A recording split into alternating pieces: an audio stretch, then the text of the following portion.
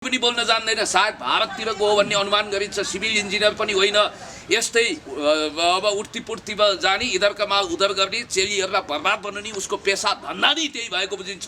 त्यस कारणले गर्दाखेरि यस्तो धन्दा सेट गल्लावाललाई कानुन अनुसार कडाभन्दा कडा कारवाही गर्नुपर्छ। दुधको दुध पानीको पानी छुट्याउनुपर्छ। अब अभियुक्त को हो भनेर खोज्नु पर्दैन। बिचारी यी स्मिताको जिन्दगी बर्बाद भएन। अब आफ्नो अँगालोभरिको त्यस्तो देउता जस्तो श्रीमानलाई अपनाऊ अब सम्भवै भएन, किनभने श्रीमानले पनि उनलाई अपनाउने स्थिति आएन। बलिन्द्र धारा आँसु पारेका छन् दुवै श्रीमान श्रीमती। हृदयमा त माया छ नि एकअर्काप्रति, तर स्मिता बहिनी तपाईँले आफ्नो बुढो, आफ्नो श्रीमान, आफ्नो देउता तुल्य श्रीमानलाई धोका दिएर जसरी तपाईँ एउटा परपुरुषको अङ्गालोमा बेरिनु हो नि, त्यसको लागि तपाईँले अहिले रगतको आँसु बगाउनु परेको छ। के भयो, के सोचेँ मैले, के भयो अहिले भने जस्तो एकातिर तपाईँको श्रीमान छैन, अर्कोतिर छोरीको बिचल्ली, घरबार भाँडियो, अर्कोतिर तपाईँको बेइज्जती भयो, अनि त्यो खलनायक जो अहिले हिरासतमा बसेको छ।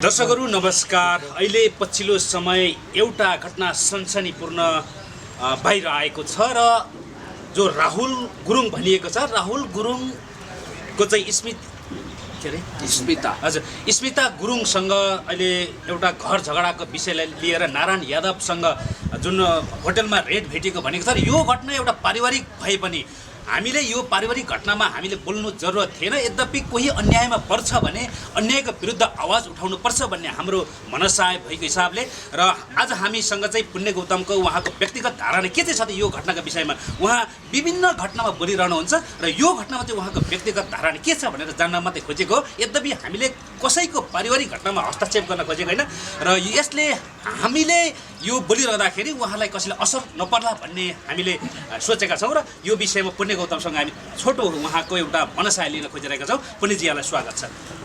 तपाईँलाई धेरै धेरै धन्यवाद दिन्छु। नमस्ते सबै मिडियाकर्मी साथीहरू, धन्यवाद।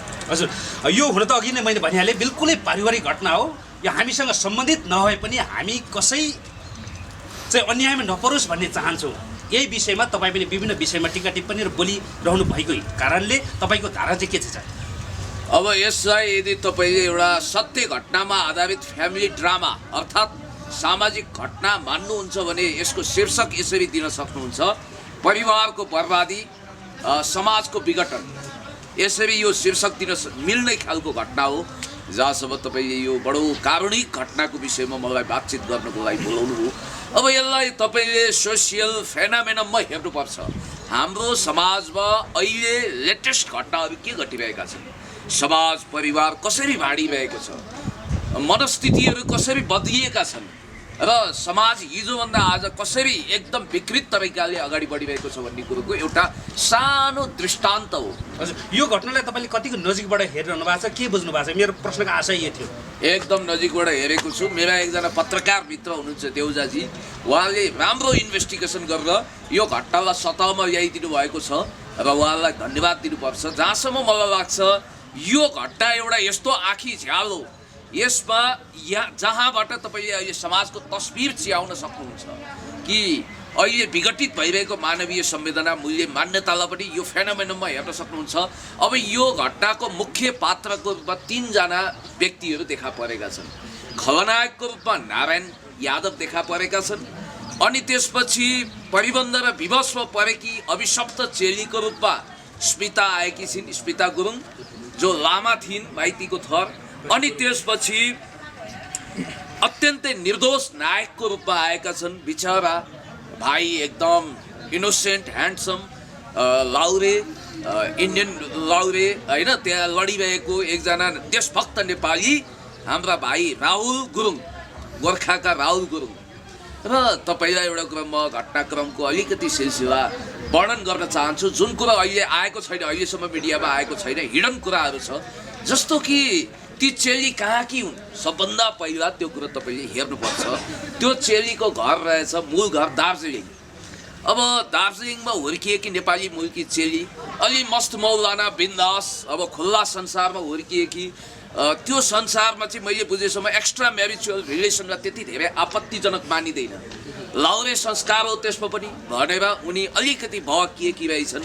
आजभन्दा 5 वर्ष अगाडि बडो ह्यान्डसम दबङ अत्यन्तै राम्रो स्वभावका देउता तुल्य स्वभावका हाम्रा यी राहुल भाइसँग जो अहिले फौजी छन्, कम्ब्याट ड्रेसमा सजिएका छन्, ती भाइसँग यिनको हिमचिम बसेपछि मायाप्रीति बसेपछि विवाहबारी भयो र उनीहरूको बडो राम्रो आफ्नै सुन्दर संसार थियो। चखेवा जोडी जस्ता थिए, सबैले कस्तो मिलेको जोडी, यो जोडीमा कसैको आँखा नलागोस् भनेर आशीर्वाद दिएका थिए। उनीहरू आफ्नै दुनियाँमा झुमेका थिए, मस्त थिए। उनीहरूको प्रेमको निशानीको रूपमा एउटी कलिली फुल जस्ती छोरीको पनि जन्म भयो र लाउरेको कामै त त्यही हो। बिचरा कसलाई चाहिँ मन हुन्छ र आफ्नो घर छोडेर जान, अनि अङ्गालो वहरीको श्रीमती आफ्नो फुल जस्तै छोरीलाई छोडेर फेरि आफ्नो काममा उनी फर्किन्छन्। फर्किसकेपछि अब लाउरेले गर्ने ड्युटी त्यही हो। हामी कहिले पनि यो चाहँदैनौँ कि काठको बाकसमा बन्द भएर कसैको लास यहाँ आओस्, त्यो हाम्रो चाहना हुँदैन। र भइदियो के भने उनलाई जिउँदै लास बनाउने गरी उनकी पत्नी बहकिन थालिन्। जस्तै यो घटनामा हजुर को चाहिँ दोषी मान्नुहुन्छ, नारायण यादव अथवा स्मिता गुरुङ? त्यो स्मिता गुरुङले चाहिँ पछिल्लो वक्तव्यमा के भनेको छ भने मलाई चाहिँ बहकाएर लग्यो अनि अथवा मलाई चाहिँ बेच्न लागि रहेछ, पछिबाट थाहा पाएँ मेरो गरगहना फोनसम्म मोबाइलसम्म बेचियो भन्ने उहाँको भनाइ पनि आएको छ। म चाहिँ यसमा 80:20 गल्तीको रेसियो छुट्याउँछु। बिचरा हाम्रो राहुल भाइको 1% पनि दोष छैन। होइन, राहुलको गल्ती नै छैन, तर स्मिता र नारायण यादवको बिचमा चाहिँ हो। त्यो कुरा म तपाईँलाई निवेदन गर्दैछु। जहाँसम्म त्यो घटना छ त्यसमा चाहिँ त्यो जो मानिस छन् मधेसी मूलको, फेरि या त साम्प्रदायिक कुरा पनि गर्छन्, मधेसी मूल अथवा इन्डियन जे पनि हुन सक्छन्, नियत बाङ्गिएको कालो नियत भएका अत्यन्तै दुष्ट र अर्काकी श्रीमती बर्बाद बनाएर अर्काको घरबारमा आगो जोसले ती विलियम शेक्सपियरको नाटक मर्चेन्ट अफ भेनिसको पात्र साइलक भन्दा पनि खुङ्खार किसिमको परपीडक नारायण जब त्यो जिन्दगीमा आउँछन्, स्मिताको जिन्दगीमा आउँछन्, 80% गल्तीको सिङ्गो भागेदारी उनको छ, 20% स्मिताको छ। म तपाईँलाई अलिकति घटनाक्रम बताउँछु। स्मिता फोनमा झुन्डिन थाल्छिन्, सामाजिक सञ्जालमा उनीहरूको इमोमा च्याटमा अनि त्यसपछि मेसेन्जरमा कुराकानी हुन्छ।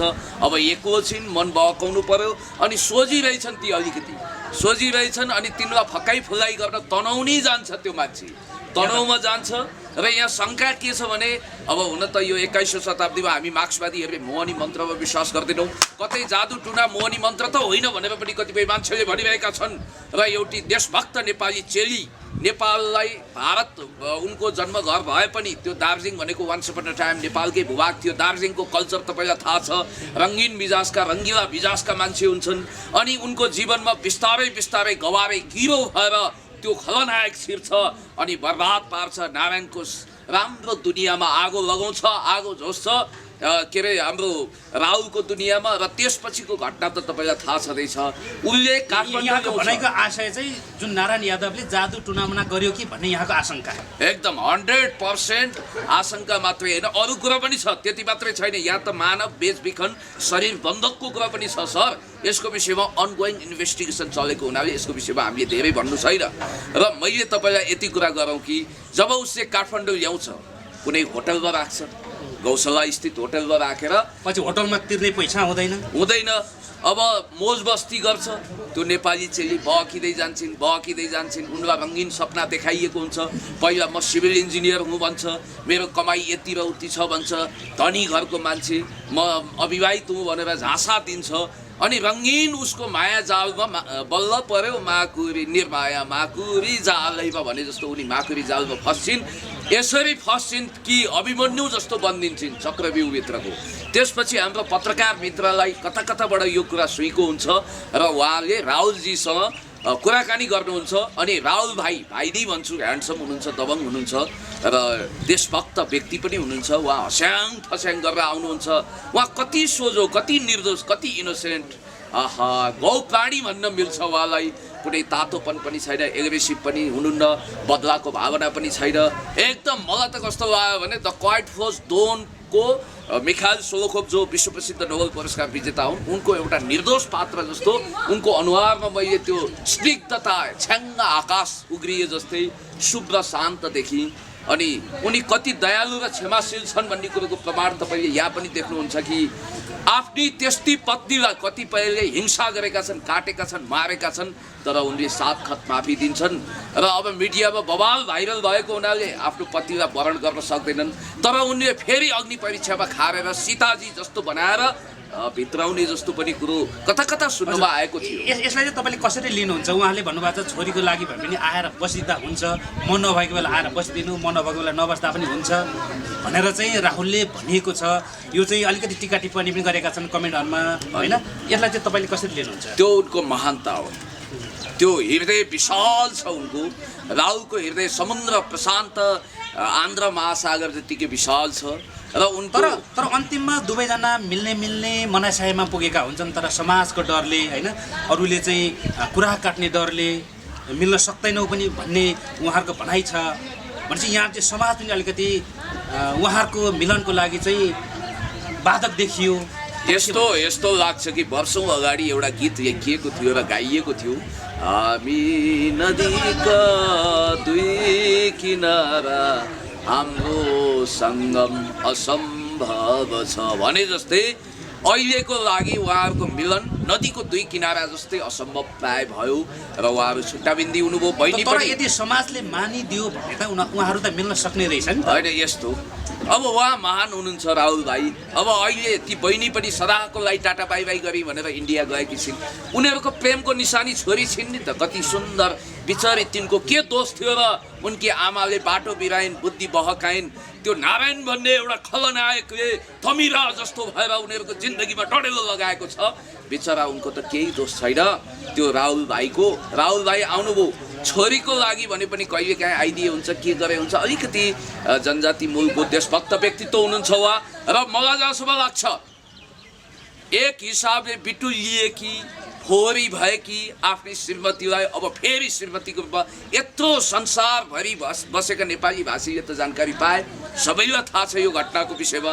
त्यसकारण उनलाई जोइ टिङ्ग्रे भन्लान् अथवा भोलि समाजले छिची दूर गर्छ भनेर लोकलाजले पनि अहिले उनले अपनाउन सकेका छैनन्। अब भोलिको कुरा के भन्न सकिन्छ र? वर्तमानमा उनले यो असम्भव छ भनेका छन् र मैले बुझेसम्म उनलाई छनौटको निम्ति उनको डिभोर्स प्रक्रिया अब लगभग टुङ्गिसकेको छ। डिभोर्स आफ्टर डिभोर्स उनले रोजी छाडी उनको लाइनमा 20 जना जति युवतीहरू छन् र 4 जना हिट लिस्टमा छन् र मैले पाएको इन्फर्मेसन अनुसार उनले 1 वर्षभित्र विवाह गर्दैछन्। सम्भवतः 78 सालभित्रै पनि हुनसक्छ, मैले बुझेको कुरा त्यो हो।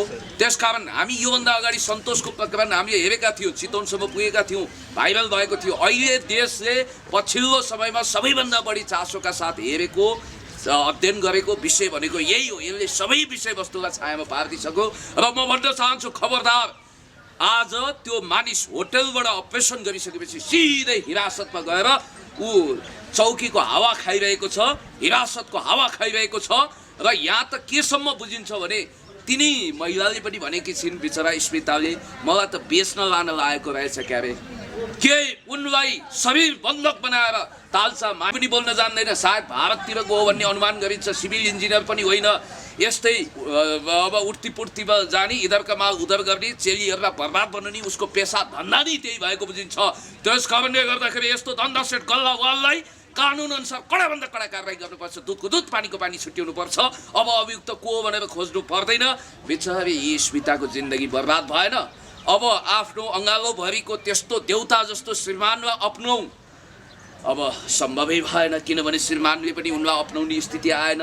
बलिन्द्र धारा आँसु पारेका छन् दुवै श्रीमान श्रीमती। हृदयमा त माया छ नि एकअर्काप्रति, तर स्मिता बहिनी, तपाईँले आफ्नो बुढो, आफ्नो श्रीमान, आफ्नो देउता तुल्य श्रीमानलाई धोका दिएर जसरी तपाईँ एउटा परपुरुषको अङ्गालोमा बेरिनु हो नि, त्यसको लागि तपाईँले अहिले भगतको आँसु बगाउनु परेको छ।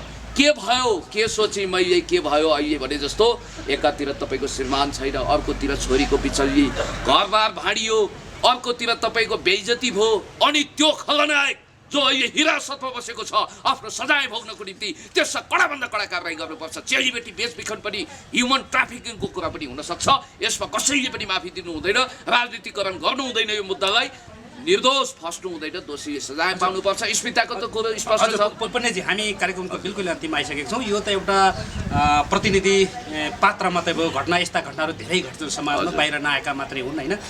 यो घटनाबाट पनि हामीले धेरै कुरा समाजलाई घचघचाउन सकिन्छ, यस्तो नहोस् भनेर चाहिँ सुसूचित गर्न सकिन्छ। यो हिसाबले अब हामी अन्तिममा आइसकेका छौँ। अन्तिममा चाहिँ तपाईँले सुझाव सल्लाह दिनुपर्दाखेरि राहुलजीले के भन्नुहुन्छ, स्मिताजीले के भन्नुहुन्छ? जुन नारायणजीले चाहिँ कडाभन्दा कडा सजायको माग गरिहाल्नु यहाँले होइन, स्मिता र राहुलजीले चाहिँ के सजेस्ट गर्न चाहनुहुन्छ? त्यो नारायणलाई किन जी भन्नु, जीको लायक छ र ऊ? अब म तपाईँलाई के भन्न चाहन्छु भने अपराधीले अपराध अनुसारको सजाय भोग्न अवश्य पनि बाध्य हुनेछ, अभिशप्त हुनेछ। यो कुरा निश्चित छ। जहाँसम्म मलाई लाग्छ स्मिता र राहुलको एउटा वियोगान्त प्रेम कहानी जो घरबार विघटनमा, समाज विघटनमा गएर टुङ्गिएको छ, यसबाट के पाठ सिक्ने हो भने कुनै पनि नारीले आफ्नो श्रीमान अथवा आफ्नो प्रेमीलाई धोका दिनु हुँदैन। उनले वास्तवमा पतिव्रता धर्म निर्वाह गरेर हाम्रा आमा दिदीबहिनीहरू अहिले पनि हेर्नुहोस्, अहिले पनि 80% चेलीहरू, नेपाली चेली सतमा बसेका छन्। 20% अपवादका यस्ता घटनाहरू हुन सक्छन्, तर अपवादका घटनाले डडल्लो लगाउँछ, हाहाकार हुन्छ, बवण्डर सृजना गर्छ।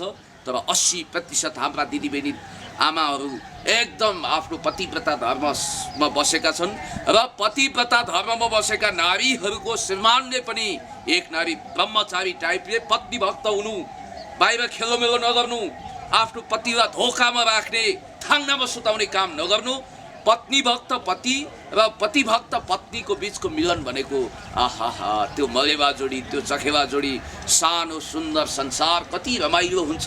त्यहाँ तनाव हुँदैन, हिंसा हुँदैन, कुण्ठा हुँदैन, पीडा हुँदैन, जलन हुँदैन, ईर्ष्या हुँदैन, एकअर्काको बिचमा घात प्रतिघात हुँदैन, पेलपाल झेलझाल ठेलठाल हुँदैन, एकअर्कालाई समाप्त पार्ने हुँदैन। तपाईँलाई थाहा छ आज दुनियाँमा कैयौँ मानिसहरू पत्नीले पिलाएको जहरको कारण, नागकन्या विषकन्याका जस्ता महिलाको कारण चुम्बन गर्दा पनि जहर छोड्छन्, दाँत गाड्दा त अब जहर विष छोड्ने नै भए। अनि 20 पुरुष पनि छन् आफ्नो सती सावित्री सीताजी जस्ता पवित्र नारीहरूलाई धोका दिएर रातारात विभिन्न ठाउँमा गएर मौजमस्ती गर्ने मान्छे। के सल्लाह सुझाव दिनुहुन्छ भनेर सोधेको भने चाहिँ म के सल्लाह सुझाव दिन्छु भने अब मैले दिएको सुझाव सल्लाह लिने कि नलिने, मैले निःशुल्क सुझाव दिएको छु। मेरो एउटै कुरा के भने यदि तपाईँ आफू अनेस्ट हुनुहुन्छ भने, तपाईँ इमान्दार हुनुहुन्छ भने कुनै इन्द्रका बाउ चन्द्रले तपाईँको चरित्रमा दाग लगाउन सक्दैन, 2 दिन हल्ला चलाउन सक्ला। अब रोमान्टिक हुने नाउँमा आफ्नो पतिलाई धोका दिएर तिउन चखुवा प्रवृत्तिले ओल्ला घरको नरे पल्ला घरमा सरे टाइपले इधरका माल उधर गर्नेहरूले कहिले अन्तत्वगत सुख पाउँदैनन्। र यति कुरा ख्याल गर्नु होला, यहाँ त के छ भने नि पुल ल्याएर उहाँहरू दुईजना मिलोस् भन्नु चाहनुहुन्छ कि उहाँहरू छोडपत्र नै गरोस् भन्ने चाहनुहुन्छ? छोडपत्र त लगभग भइसक्यो। अब यहाँ त दुनियाँमा के छ भने मिल्न सक्ने बाटो पनि त छ नि त। मैले एकजना समथिङ फ्रान्सिस के भन्नेको कहानी मैले सत्य कथा पढेको, डिभोर्स भएपछि पनि पति र पत्नी मिलेर बसेका छन्। यस्ता घटनाहरू अनगिन्ती छन्। त्यसकारण यो विषयमा नजाउँ, माया प्रीति प्रमुख कुरा हो। जहाँसम्म मलाई लाग्छ अब त उहाँहरूको अहिलेको लागि त्यो सम्भव देखिएन। सम्भव होस् अहिले पनि म भन्न चाहन्छु 7 खत माफी दिएर आफ्नो पत्नीलाई भित्राउनुहोस्, तर उहाँले भित्राउनुहुन्न, किनभने अब चरित्र इज्जतको पनि कुरा होला।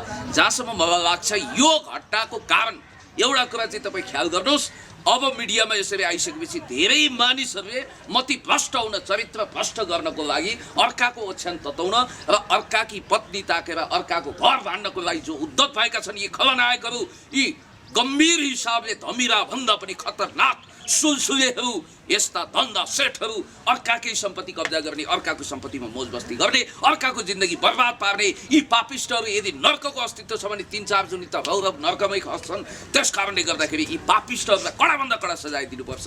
जहाँसम्म महिलाको सजाय त तपाईँले देखिहाल्नु भने उनको सुन्दर शान्त सभ्य भव्य परिवारमा रोमियो जुलियट भएर बाँचेका थिए। को आयो, खलनायक आयो, घुसपैठ भयो, बिगारिदियो, सिद्धियो, अब केटाकेटी आए, गुलेली चलायो, मट्याङ्ग्राको सत्यानाश भने जस्तो भएन, बर्बाद भएन। हेर्दा हेर्दै आगो लागेन, हेर्दा हेर्दै स्मिता र हाम्रो राहुलको परिवार के भयो आज? 5 महिना अगाडिसम्म कति रमाइलो जिन्दगी थियो उनीहरूको। हुन्छ पुण्यजी, यो कुरा अघि नै स्पष्ट भइसकेको छ। यहाँलाई धेरै धेरै धन्यवाद। म तपाईँलाई पनि धेरै धेरै धन्यवाद दिन चाहन्छु। र अब राहुलजीको जन्ते बाख्रो खानको लागि फेरि केही मान्छेहरू उत्सुक भए भन्ने मैले सुनेको छु। अब झ्याइकुटी पार्ने, जन्ते बाख्रो खाने, अब एउटा त अलि उदार खालको परिवार हो उहाँको। त्यस कारणले गर्दाखेरि म भन्छु स्मिता बहिनी, तपाईँ जहाँ हुनुहुन्छ, जुन कुनामा हुनुहुन्छ, सुखी रहनुहोस्, पश्चाताप गर्नुहोस्, आफूलाई सपार्नुहोस्, आफ्नो पतिसँग क्षमा माग्नु सक्नुहुन्छ, फेरि आफ्नै पतिसँग जोडिनुहोस्। होइन भने, सम्भव छैन भने तपाईँ एक्लै बाँच्नुहुन्छ वा अथवा राहुलको जीवनमा अर्को कोही आयो भने तपाईँ एक्लै बाँच्नुहुन्छ, या फेरि आफ्नो जिन्दगीमा कुनै नयाँ राहुललाई धोका नदिनु होला। तपाईँले जसलाई वरण गर्नुहुन्छ ऊप्रति इमान्दार हुनु होला। म यही भन्न चाहन्छु। र यो जो अहिले हिरासतमा बसेर सजाय काटिरहेको छ, यस्ता मानिसहरूलाई कडाभन्दा कडा सजाय दिएर अब यस्तो घटना 3 त्रिलोक 14 भुवन यत्र तत्र सर्वत्र कतै पनि नघटोस् भनेर हामीले एउटा नजिर पेश गर्नुपर्छ। हस्, धन्यवाद। हस्, थ्याङ्क यू। Thank you.